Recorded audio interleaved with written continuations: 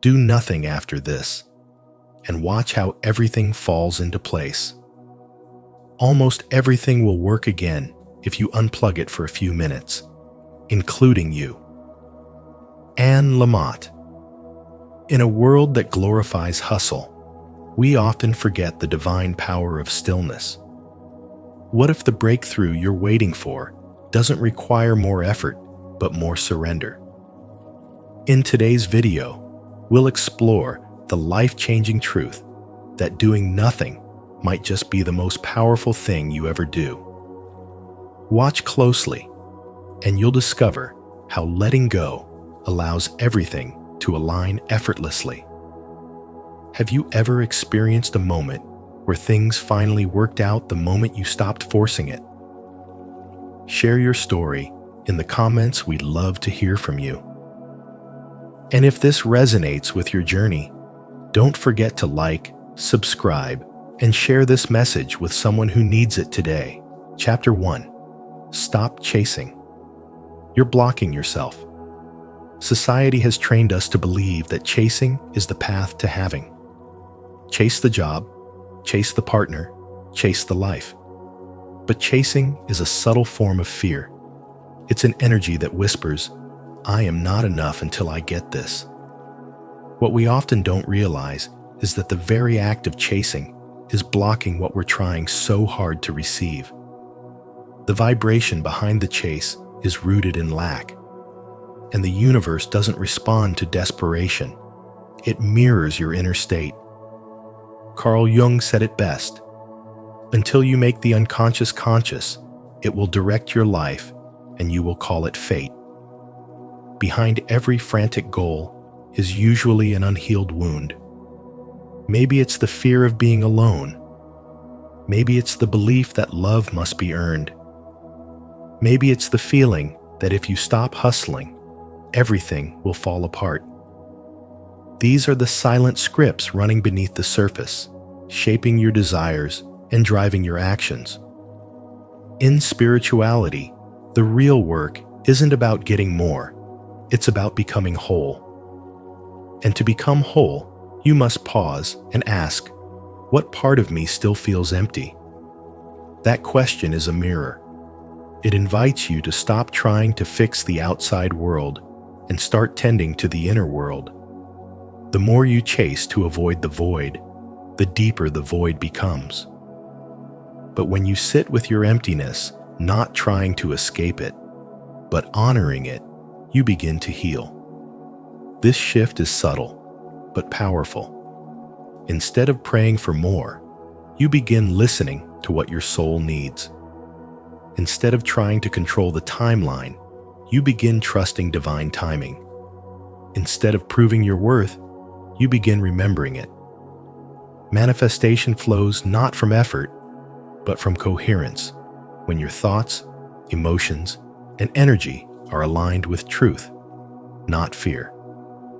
Every time you try to force something into place, you are affirming that you don't believe it can come naturally. That disbelief is what creates friction, and that friction becomes resistance. But when you let go, when you stop pushing, stop striving, stop begging, the energy softens. Your frequency rises, and the things that once felt far away begin to flow into your life with grace, not struggle. This is what it means to live spiritually, to stop chasing what's already yours, and instead become the version of you who can hold it with peace. When you embody wholeness, you no longer attract from emptiness. You become the magnet, not through effort, but through alignment. You stop asking for the door to open because you realize you are the one holding the key. Comment below. I release the chase. I choose alignment. If you're ready to stop striving from lack and start receiving from wholeness, your healing is the magnet for everything you desire. Chapter 2. The unconscious is always listening. Life is not testing you, it's echoing you. It doesn't respond to your intentions alone. It mirrors the truth of your unconscious energy. every situation that repeats itself, every delay you face, every closed door, is not the universe working against you, but the universe responding to the vibration you emit without even realizing it. That's the heart of spiritual wisdom. Reality reflects who you are deep beneath the surface, not who you pretend to be on top. That's why affirmations fail when they're spoken from the mouth, but contradicted by the soul. You can say, "I am abundant," 100 times a day, but if deep inside you feel undeserving, that inner feeling overrides every word. The unconscious doesn't respond to what sounds good. It responds to what is true. It listens to the tone of your energy, not the tone of your voice. As long as there is a split between what you want and what you believe, life will reflect the belief, not the desire. You must understand that your unconscious mind is the real director of your reality. It runs the show in silence, influencing your actions, decisions, and even your energy field. You might consciously desire love, success, or peace, but if your unconscious is wired for rejection, failure, or conflict, that's what will repeatedly show up. This is not a punishment. It's a pattern, one that remains until you become spiritually aware enough to break it. Yet instead of facing this internal divide, many people try to cover it with positivity. But positivity is not power when it's used to avoid fear. Smiling over your sadness, forcing gratitude when your heart is in pain, pretending to be okay when your spirit is tired, that's not alignment, that's avoidance. And avoidance breeds distortion. Real transformation begins not when you run from discomfort, but when you sit with it, when you let the fear speak, when you allow the anxiety to rise without numbing it. That's when healing begins, not from doing something, but from being radically honest with what already lives inside of you. The moment you stop trying to fix everything, the process of true realignment begins. Not because you've solved the problem, but because you've stopped resisting your current state. There is a sacred power in stillness. It is in doing nothing that you stop interfering with your own evolution. The spiritual path is not about constantly adjusting and tweaking yourself to become someone new. It's about finally allowing yourself to witness what already is with clarity, with acceptance, with presence. The more you chase alignment, the more you push it away. But when you pause, breathe, and allow your energy to settle, you create the fertile space where transformation can actually take root. This is the paradox. When you do nothing, not out of apathy, but out of surrender, you allow life to reorganize itself around your truest frequency. In that stillness, your unconscious begins to shift. And once your energy shifts, your external world cannot help but follow. If this message has awakened something deep within you, leave a comment of truth. I trust my unconscious is aligning with my highest good. And if this resonates, don't forget to like, subscribe, and turn on the bell so you never miss a moment of spiritual alignment. Chapter 3. Detachment isn't giving up, it's awakening. Letting go is not defeat. It is the sacred recognition that control was never truly yours to begin with. When you release your grip on outcomes, you're not losing power. You're finally stepping into alignment with a higher spiritual intelligence. The energy of forcing and fixing blocks the very blessings you long for. True flow begins when you stop clenching and start allowing. Surrender is not weakness, it is wisdom. It's the moment you realize that your worth is not tied to the result, and your peace no longer depends on things going your way. Detachment is often mistaken for indifference, but it's something much more powerful. It is the return of your energy to yourself. Apathy is a numb escape, but spiritual detachment is full presence without obsession. You no longer chase, beg, or plead. Instead, you choose to anchor your awareness in the now. You stop pouring your emotional energy into things you can't control and begin cultivating inner stillness.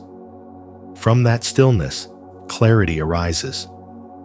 You begin to see that holding on too tightly is what keeps you stuck, and letting go is what sets things in motion. When your energy says, "I need this to be okay," you are still rooted in lack. The universe listens not to your affirmations, but to the frequency beneath them. Even if your words speak abundance, if your energy is dripping with desperation, you are only reinforcing the absence of what you seek. Manifestation isn't about saying the right things. It's about becoming the vibration of wholeness. When you no longer need, you are finally ready to receive. Detachment breaks the loop of lack and invites in a frequency of fullness. There is immense spiritual power in the statement, "Even if it never comes, I am still whole." This is not resignation. It is mastery. It is the moment your spirit declares, "I am complete." You stop living from the illusion that something outside of you will finally make you enough. And paradoxically, this is when everything begins to shift. You're no longer vibrating from emptiness, but from embodiment.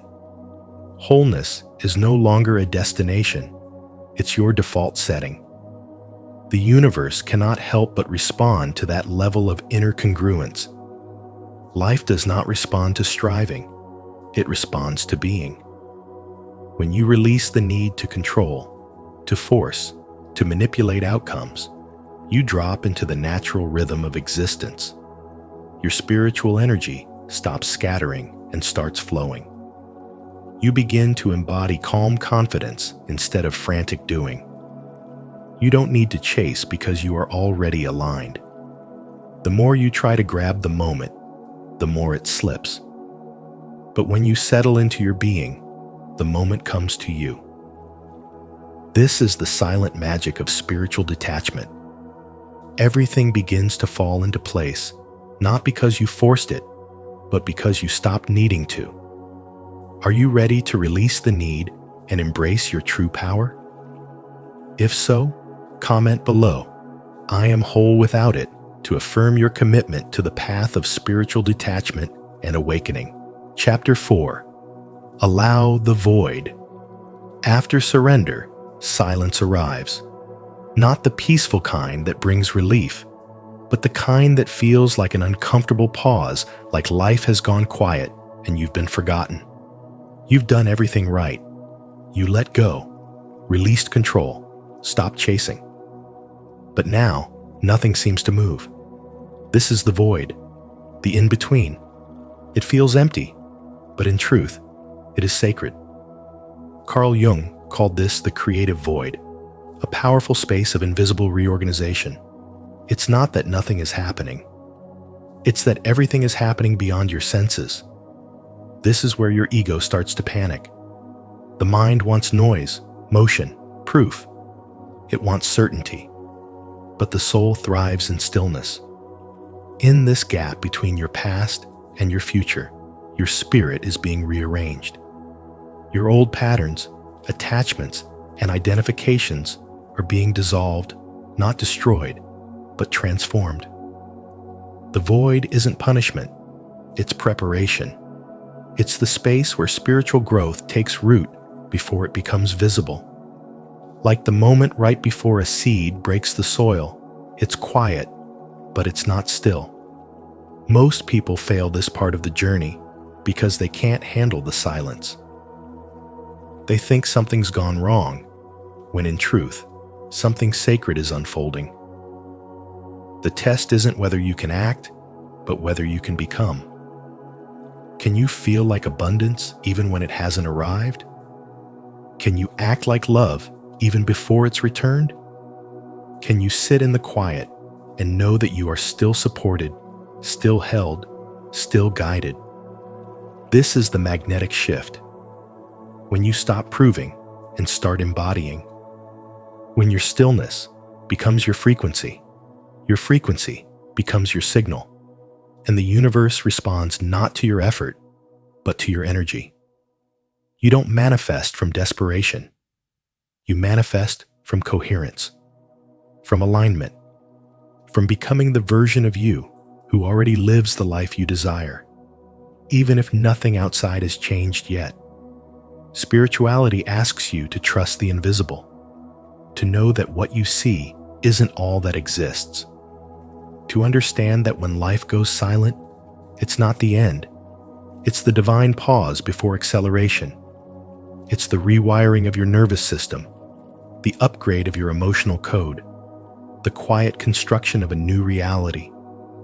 Your only job is to allow it, to feel the discomfort but not escape it, to resist the urge to force or fix, and instead surrender even deeper. This is not laziness. This is mastery. You become magnetic not by doing more, but by needing less. And that is when everything begins to fall into place, not because you chased it, but because you became it. If this message resonates with your soul, leave a like, subscribe to our channel, and turn on the notification bell so you never miss powerful spiritual insights like this. Comment below. I trust the void, my abundance is being built in silence, to affirm your faith in the unseen and step into your magnetic power. Chapter 5. Integrate, don't obsess. Your desires are not random wishes. They are sacred spiritual assignments, tailor-made for your soul's evolution. They appear in your life not to torment you, but to guide you. The issue is never the desire itself, but the attachment you form to it. When longing becomes an obsession, you're no longer in alignment with the flow of life. You've stepped out of trust and into fear. You've moved from receiving to gripping. Attachment is a signal.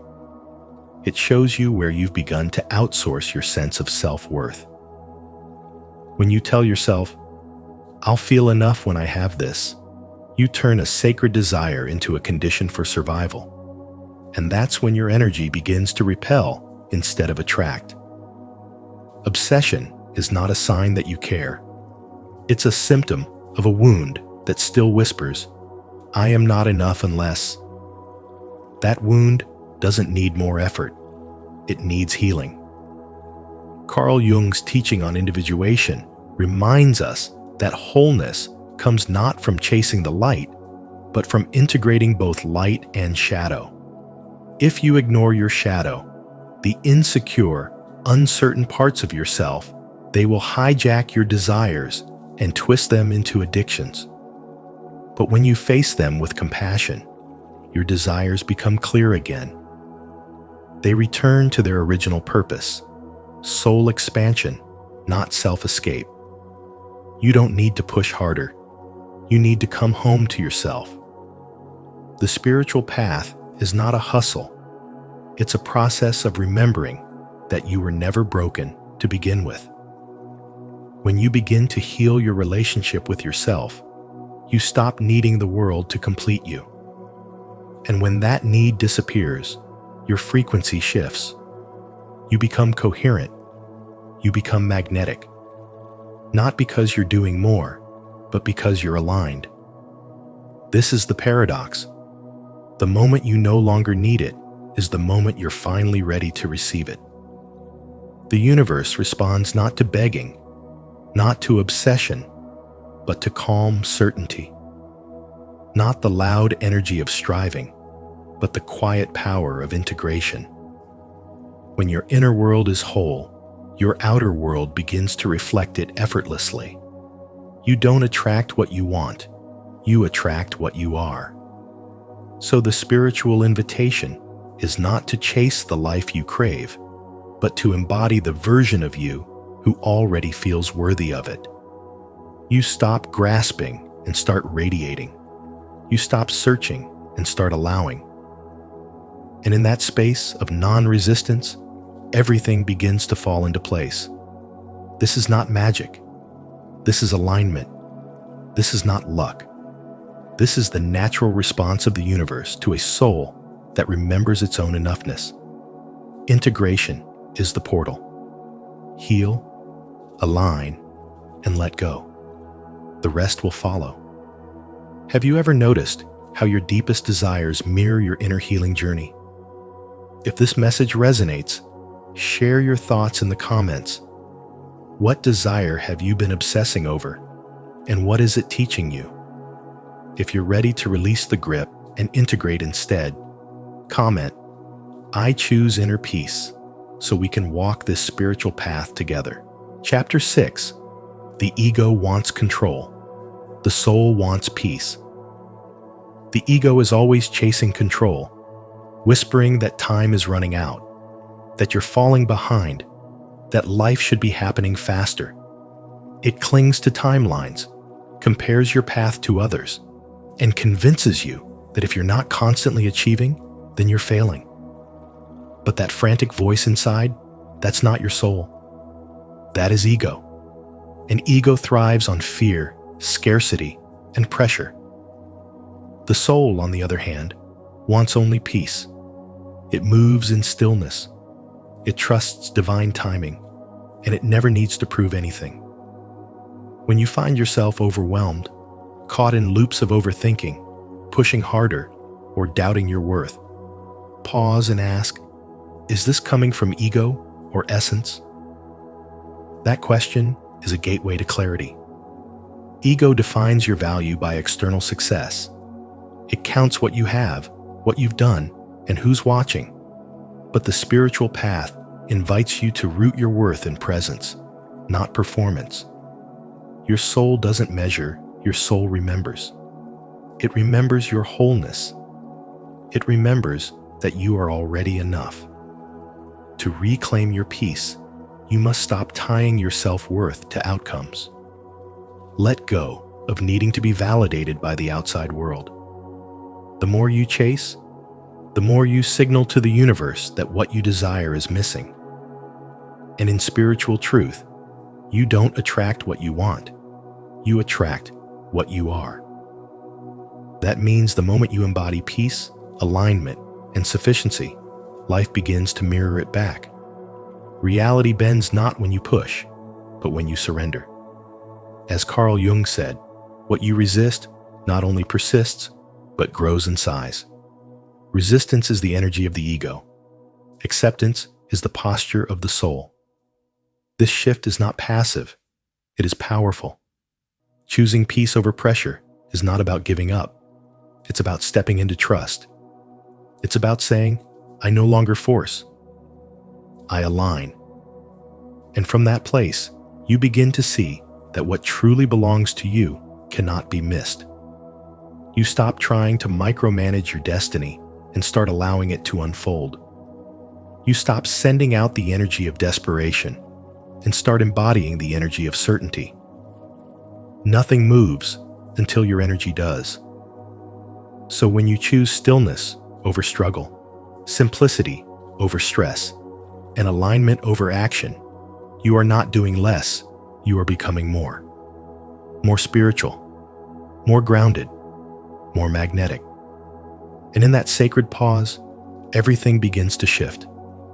Because the universe doesn't respond to force, it responds to frequency. And your highest frequency isn't control, it's trust. Peace is not what you get once everything works out. Peace is what makes everything work out. That's the real power. That's the wisdom your soul already knows. Don't forget to subscribe for more spiritual wisdom on how to shift from ego control to soul alignment. If this message resonated with you, comment below. I choose peace over pressure. Let's walk this path of inner freedom together. Chapter 7. Shadow work is manifestation. Work. You can't manifest a life of light if you're only willing to love the light within you. The parts of you that you've rejected Your fear, your shame, your anger aren't mistakes. They are messengers. Jung called this the shadow, the hidden self we push down, hoping no one notices, including ourselves. But true spirituality isn't about pretending to be healed. It's about choosing to meet your pain with presence. When you manifest without acknowledging your shadow, you don't create clarity, you create chaos in disguise. You might attract a relationship, a job, or a situation, but if it's born from trauma, it will reflect that trauma back to you. The universe doesn't respond to your wants. It responds to your frequency. And if your frequency is secretly shaped by fear, that's the blueprint your reality will mirror. Shadow work is not some dark detour away from manifestation. It is the doorway to it. You cannot become whole by rejecting half of yourself. Real manifestation is integration. It's not about wishing harder or scripting more affirmations. It's about accepting all of you. It's about letting your pain speak and realizing that it's not trying to hurt you, it's trying to free you. Every suppressed emotion holds spiritual data. Every wound carries wisdom. And until you're willing to face it, you'll keep trying to manifest from a fractured identity. Wholeness is magnetic. When you stop resisting your emotions and begin to hold space for them, your vibration becomes coherent. Suddenly, your energy field no longer signals, "I'm not enough," or "I have to prove something to deserve this." It begins to signal trust, peace, and grounded power. And that's the signal the universe responds to. Not the desperate trying, but the surrendered allowing. Integration makes your spirit clean. Not clean as in perfect, but clean as in aligned. It says, "I know who I am. I've met my darkness. I've made peace with my past. I no longer chase because I no longer feel separate from what I seek." You don't rise through denial. You rise by becoming radically honest about your emotional landscape and choosing to sit with the discomfort rather than escape it. That's the spiritual path no one glamorizes. But that's where your manifestations shift from illusion into embodiment. When you stop needing your desires to fill a void and instead become the version of yourself who no longer fears the void, everything changes.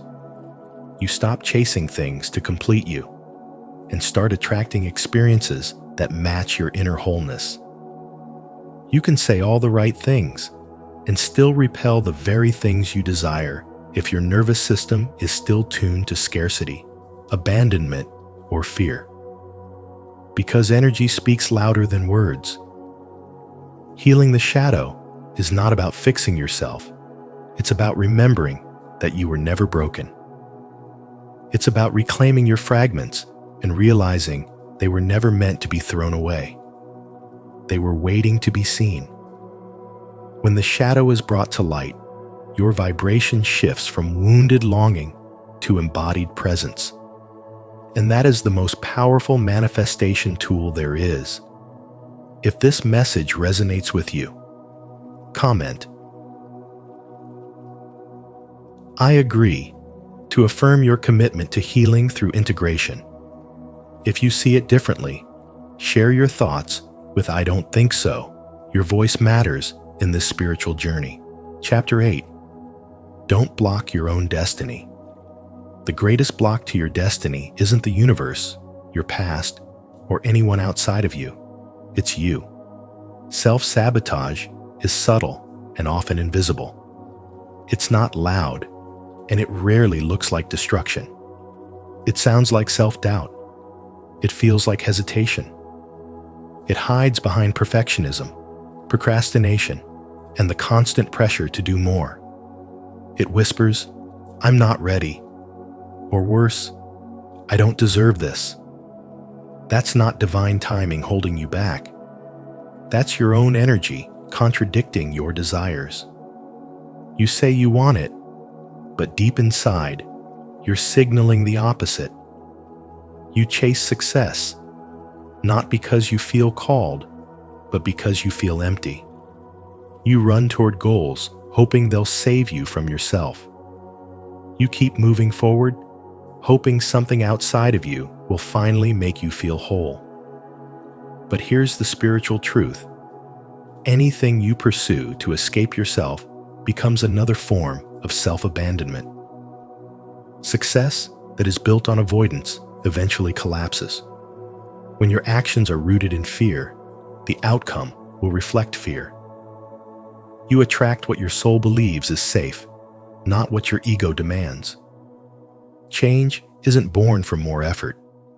You can hustle for years and never change a thing internally.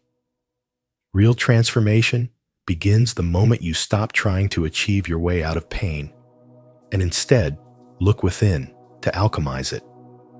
Your destiny doesn't respond to your willpower. It responds to your alignment. The identity you hold, the silent story you repeat, is the gatekeeper of your manifestation. Until you shift who you believe you are, nothing outside of you will shift either. You are not chasing success. You're becoming the man who no longer needs to chase. When your internal identity matches the life you say you want, the universe doesn't have to be convinced. It simply mirrors. You stop begging life to prove your worth. You stop scripting and strategizing, hoping to manipulate an outcome. Instead, you settle into truth, the spiritual awareness that you are always enough, always worthy, always chosen. From that place, manifestation becomes a byproduct of who you are, not a reward for what you've done. The moment your energy stops resisting what's meant for you, everything begins to fall into place, not because you forced it, but because you finally stop blocking it. You begin to attract not from need, but from wholeness. You stop searching for signs and start being the sign. Destiny doesn't unfold through effort. It unfolds through surrender, through presence, through remembering that the door was never locked. You just needed to stop standing in your own way. That's the spiritual key. Don't become more. Become aligned. If you're still here and this message resonates with you, comment below. I'm ready to align with my true self. Your words help us grow this community and bring more clarity to those on the path of purpose. Thank you for watching this message from Spiritual Wisdom. Sometimes, the most powerful action is no action at all. Just presence, surrender, and trust. Let life unfold without resistance, and you may be surprised at how effortlessly things begin to align. If this message spoke to your soul, don't forget to like the video, share it with someone who needs this reminder, and subscribe to Spiritual Wisdom. Make sure to turn on the notification bell so you never miss our upcoming insights on living a spiritually aligned life. Stay still, stay present, and let it all fall into place. Why only the chosen women have these 7 hidden marks? The wound is the place where the light enters you. Rumi. Have you ever wondered why certain women carry an invisible strength that sets them apart? Why some seem to endure the darkest storms only to rise with even more grace, wisdom, and power? In today's video on Spiritual Wisdom, we'll uncover the 7 hidden marks that only chosen women possess, sacred signs that speak of deep purpose, divine selection, and inner transformation. These aren't just traits. They are spiritual imprints shaped by trials, destined for impact. As you listen, reflect on your own journey. Do you recognize any of these marks within yourself or someone you love? If so, leave a comment and share your story below. Your voice might inspire another chosen soul. Let's dive in and let the wisdom begin. 1. Scar that turned into a sword. Chosen women have walked through fires that would have destroyed others. But instead of being consumed, they emerged transformed, carrying not just pain, but power. Their suffering wasn't just an experience, it was an initiation. A sacred trial allowed by the divine not to punish them, but to prepare them. The first hidden mark of a chosen woman is this: the scar that turned into a sword. Scars tell stories, not of defeat, but of survival, of the quiet strength it takes to bleed and still believe. A chosen woman's scar is not a symbol of what broke her, but of what built her. Each wound she carries has been refined by grace, made holy through her perseverance.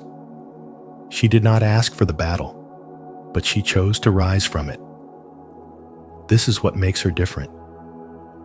While others collapse under pressure, she becomes sharper, clearer, stronger. The same pain that tried to bury her is what forged her into someone the world can no longer ignore. These are not just emotional bruises. They are spiritual signatures, heaven's fingerprint on her life. Like Hannah, she has known what it means to cry in silence, to feel forgotten, to pray when no one listens. And yet, her tears planted something sacred. Hannah's sorrow birthed Samuel, a prophet of nations. Her agony wasn't wasted, it was weaponized. The same is true for the chosen woman. The heartbreak that was meant to harden her heart instead broke it open, allowing divine love to pour in. What was once a wound has now become her worship. Or like Joseph, sold by his brothers, abandoned in a pit, left behind in prison. And yet, none of it could derail what God had declared over his life. Joseph's suffering wasn't a detour, it was a divine setup. His pain didn't stop his purpose, it revealed it. In the same way, the chosen woman carries this mark: pain that became prophecy, rejection that became redirection, the affliction that became her anointing. There is something holy about the woman who suffers silently but still loves loudly, the one who serves even when she's empty, who gives even when no one gives back, who worships while wounded. She knows what it means to feel invisible and still be invaluable. Her scar became a sword the moment she stopped asking, "Why me?" and started declaring, "Use me." This mark cannot be faked. It is not surface-level strength or a mask of resilience. It is soul-deep refinement. You know her by her eyes tired, yet fearless. Her silence still, yet powerful. Her presence gentle, yet immovable. She doesn't need applause. She has alignment. She doesn't seek validation. She embodies revelation. Because she knows, what hurt her didn't hinder her. It handed her the sword. And if you have ever walked through suffering that no one saw, if you have ever worshipped with tears running down your face, if you have forgiven someone who never said sorry, if you have kept believing when every sign said, "Give up," then you carry this mark too. Heaven chose you, not in spite of your wounds, but because of what your wounds revealed. That you could carry pain without becoming bitter. That you could hold grief without losing hope. That you could be cut and still choose to heal others. You were not broken, you were becoming. You were not cursed, you were being carved into someone unstoppable. That is why your scar is sacred. That is why your scar became a sword. If this message speaks to your soul, repeat after me. My scars are sacred. My pain has shaped my power. I am chosen for something greater. 2. Divine discontent. They feel a deep, unshakable restlessness, even when life appears good on the outside. It's not about being ungrateful or chasing more. It's a sacred discontent, a divine agitation placed by heaven itself. This stirring is not a flaw. It is an inner compass guiding chosen women toward their greater assignment. Even in comfort, their spirit is unsettled because their soul recognizes that the current situation is too small for what they're meant to carry. It's not that life is wrong, it's just that it's not yet fully right. There's more purpose, more calling, more alignment, and that divine discomfort is what pulls them forward. Like Queen Esther in the palace, these women are often placed in environments that look ideal from the outside, but feel spiritually mismatched within. Esther wasn't just lucky, she was strategically positioned for a divine mission. Her discomfort wasn't a sign of weakness, it was a sign of timing. Heaven stirred her heart so she wouldn't stay silent. In the same way, many chosen women today feel this divine agitation not because they are doing something wrong, but because they are being prepared for something greater. It's a holy preparation disguised as emotional tension. This feeling can show up at unexpected times in a stable career that feels meaningless, in a relationship that lacks depth, or in a lifestyle that others envy but your soul resists. It's not always dramatic. Sometimes it's quiet, a whisper in the heart, a thought you can't shake, a sense that you are outgrowing the space you're in. That's not ego. That's the echo of your destiny calling. It is a sacred invitation to stretch beyond comfort zones and embrace your divine assignment. Take the story of a young woman named Ava. She had everything society told her she needed: an admirable career in social work, a loving family, and a supportive partner. But each day, something inside her grew louder. She couldn't name it at first. It wasn't depression or burnout. It was a call to do something that aligned more deeply with her soul's truth. Eventually, that sacred restlessness pushed her to start a healing circle for women recovering from trauma, a space that didn't exist before she created it. That discomfort didn't destroy her. It revealed her, and in doing so, it helped heal others. Feeling out of place isn't proof that you're lost. It's a clue that you're being called. The more a chosen woman tries to suppress that restlessness, the louder it becomes. It shows up in her body, her emotions, her dreams, and the moment she dares to listen, she begins to shift. Not because life outside has changed, but because she has started to align with the truth of who she really is. Divine discontent is one of the most powerful signs of spiritual selection. It's not meant to torment, it's meant to awaken. Heaven does not whisper into the ears of the distracted. It speaks through the aching silence of those who are ready to rise. So if you feel out of place, misunderstood, or misaligned, it is not a curse. It's a summons. You are being prepared, positioned, and pushed. Not because you're not enough, but because you are more than what the world sees. Comment: I feel the call, if this message resonates with your soul. Or, still searching, if you're on the journey, but not sure yet. Let's talk about it below. 3. Sensitivity to injustice and pain. Chosen women carry a profound sensitivity to pain and injustice, not as a flaw, but as a divine assignment etched into their soul. They don't just notice suffering, they feel it, absorb it, and carry it in their spirit as if it were their own.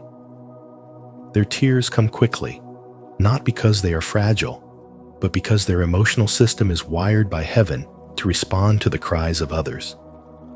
This spiritual empathy is not something learned. It is embedded in them as a divine responsibility. While the world may label it as oversensitivity, in the unseen realm, it is regarded as sacred intelligence, an ability to sense what is broken beneath the surface and release healing through heartfelt intercession. Their tears are not ordinary. Like sacred prayers, they rise as a fragrance to the heavens. Just as Jesus wept over a world that could not see the truth, these women are called to weep over wounds that others overlook. Their crying is not weakness, it is prophecy. It is spiritual warfare fought in silence. They walk among us like emotional midwives, quietly birthing healing, transformation, and peace. Where others see emotion as a liability, heaven sees it as activation. When they feel pain, they don't just react, they shift the atmosphere.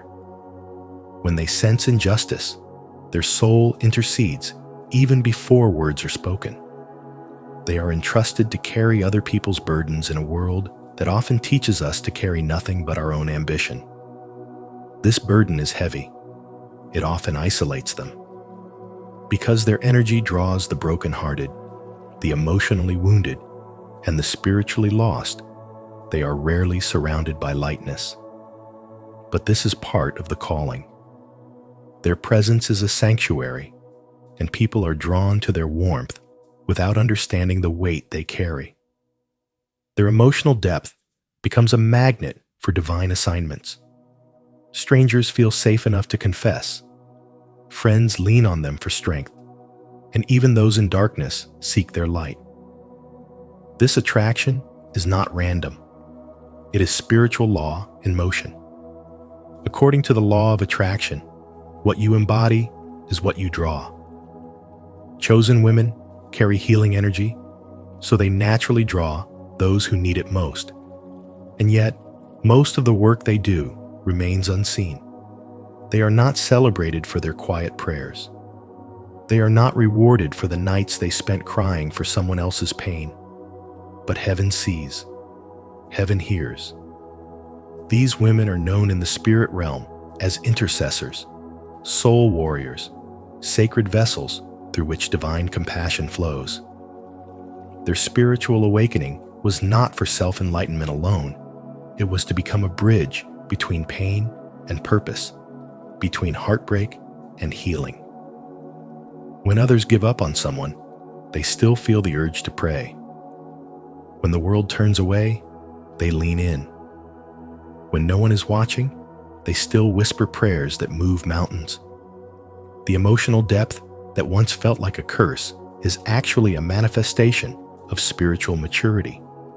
It is a gift wrapped in discomfort, a divine signal that their soul is attuned to higher frequencies of compassion. These women have been through enough to recognize that pain is a portal. And instead of running from it, they walk straight into it, not to suffer, but to rescue. They do not need attention. They need alignment. They do not seek recognition. They seek restoration for themselves and for those who cannot find their way home. Their power lies in the quiet moments, in the whispered prayers, in the tears that fall unnoticed. But in the spiritual world, nothing they release is wasted. Every tear waters the soil of someone else's healing. This is not just emotion. This is energy. This is divine technology operating through a human heart. And in a world that numbs feeling in order to function, their sensitivity is not just a gift, it is a revolutionary act of spiritual defiance. They are here to heal through empathy, to restore through softness, and to awaken through love. Don't forget to subscribe for more wisdom on how spiritual sensitivity is not a weakness, but a divine gift. If you've ever wept for others without knowing why, or carried invisible burdens with grace, this space is for you. Join us on the journey of sacred empathy and silent intercession. 4. Attracts unprovoked attacks. She attracts unprovoked attacks, not because of any wrongdoing, but because of the light she carries. A light so powerful, so pure, it threatens the very foundations of darkness. There's something sacred about her presence, something ancient that echoes through her aura. Without saying a word, she unsettles rooms. Without fighting, she provokes resistance. That is the nature of spiritual warfare, subtle yet intense. It surrounds the chosen, not the passive. The more divine energy she radiates, the more the forces of spiritual opposition rise against her. She may not wear a title, but heaven knows her name, and so does the enemy. This woman's life is a battlefield not because she is weak, but because she is spiritually dangerous. Her obedience disturbs patterns. Her intuition disrupts illusions. Her light exposes what others try to keep hidden. Like Mary, the mother of Christ, she is not exalted by worldly status, but by divine alignment. Mary said yes to God and immediately became a target. She was judged, rejected, pursued. Her path was holy, but costly. Likewise, the chosen woman today may find herself misunderstood, falsely accused, or isolated not because of failure, but because her yes to the divine mission placed her under a spiritual spotlight. Darkness does not waste its time attacking what poses no threat. It only targets those who carry power. Her presence is disruptive to the status quo of spiritual stagnation. She may face betrayals, heartbreak, or energetic exhaustion, not because she is cursed, but because she is confirmed. The enemy recognizes the seed she carries. The frequency of her soul vibrates at a level that makes demonic interference inevitable. She's not just surviving battles, she is activating divine assignments through them. Many women assume that frequent attacks mean they are doing something wrong. But in the spiritual realm, attacks are often a sign that she is finally walking in alignment. They are spiritual feedback that she's tapping into sacred power, stepping into a higher version of herself. She is being pruned, not punished. As the scripture says, every fruitful branch is pruned, so it may bear more fruit. Pruning hurts. It looks like loss. It feels like confusion, but it's sacred preparation. Her life is not falling apart. It's being rearranged for divine purpose. There are times she wonders, why me? But she must learn to ask, what am I carrying that's worth attacking? Because only those with purpose become targets. The warfare is a mirror of her potential. The more intense the attack, the more evident the anointing.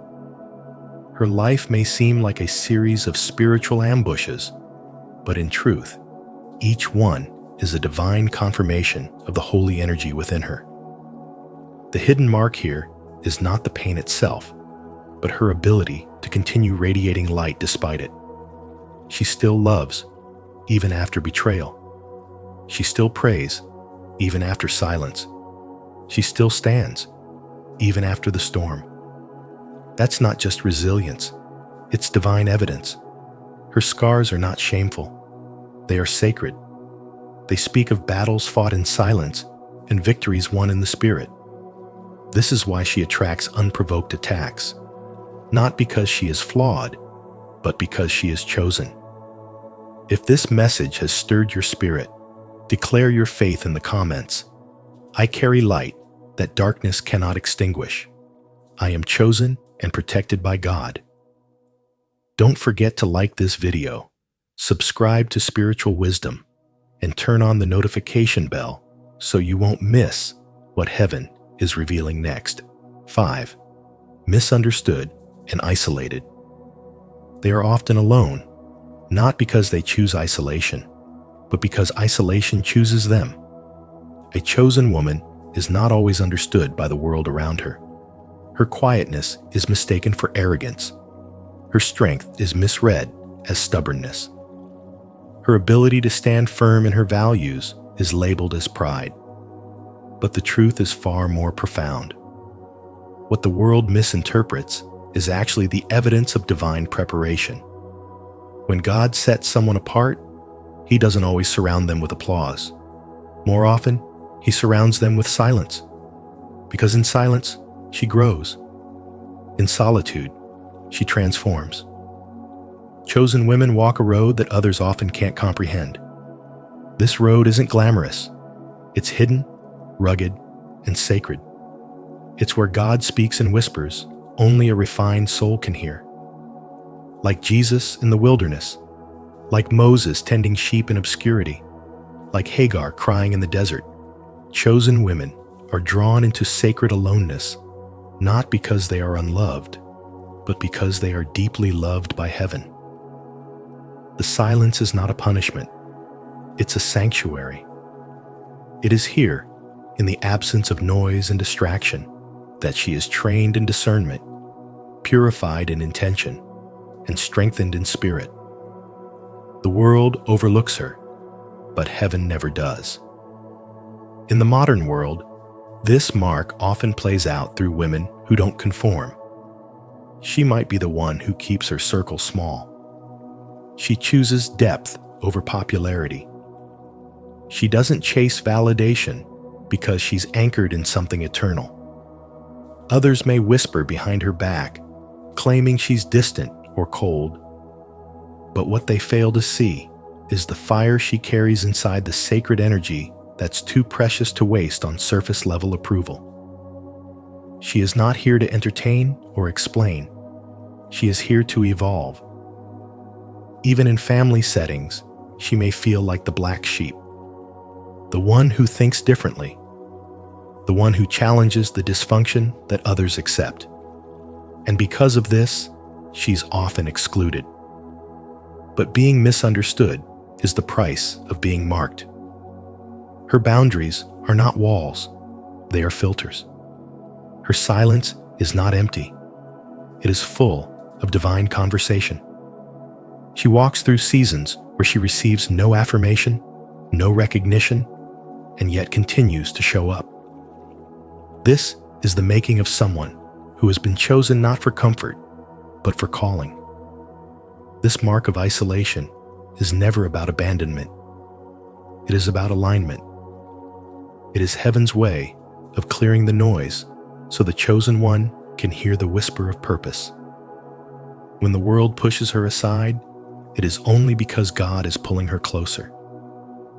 In the quiet, she learns to distinguish between distractions and destiny. In the loneliness, she finds intimacy with her Creator. And in the rejection, she discovers radical self-worth that doesn't require outside approval. Eventually, what was hidden becomes undeniable. What was rejected becomes revered. And the woman who was once isolated is now illuminated. But she never forgets what shaped her. Her power is not in her appearance, or in titles, or recognition. Her power is in her presence, in the way she walks with God, even when no one is watching. That is why she is misunderstood, because she is spiritually rare. That is why she is isolated, because heaven is doing something in her that the world is not ready to see. And that is why she rises, again and again, not with noise, but with quiet, unstoppable grace. If this message speaks to your heart, drop a comment below. Isolation is preparation. Your words help us reach more souls on the same journey. 6. Growth in the dark. She doesn't bloom in sunlight first. She blooms in the dark.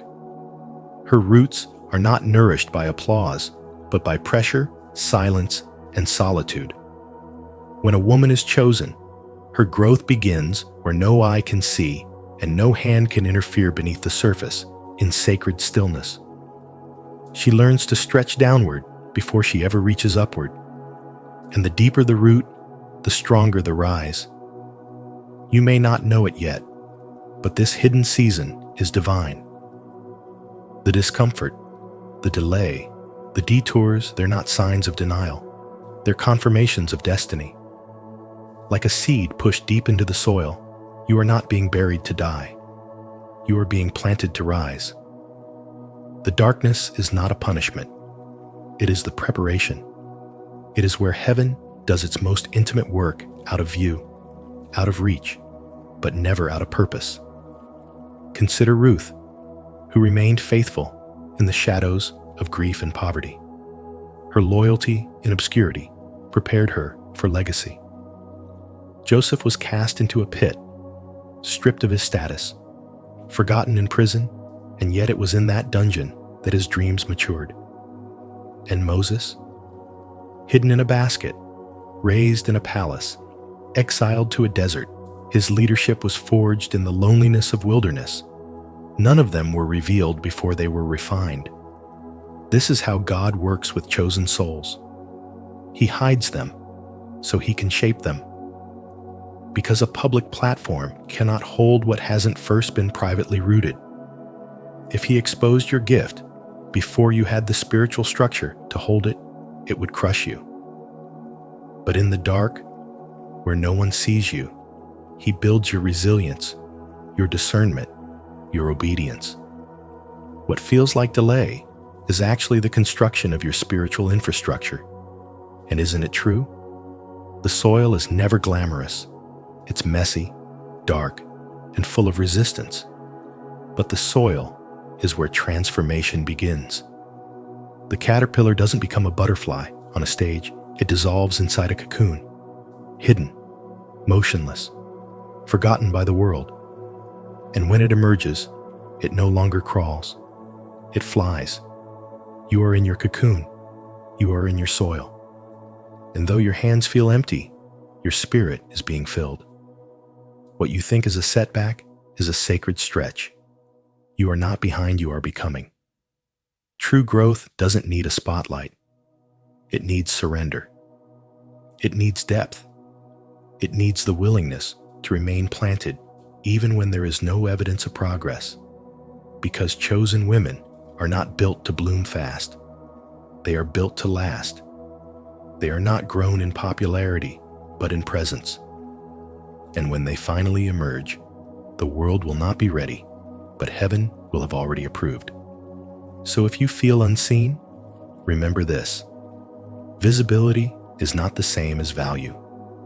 The world may not recognize the work God is doing in you, but the heavens do.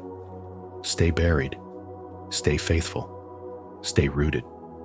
Because growth in the dark is not weakness. It's the ultimate mark of the chosen.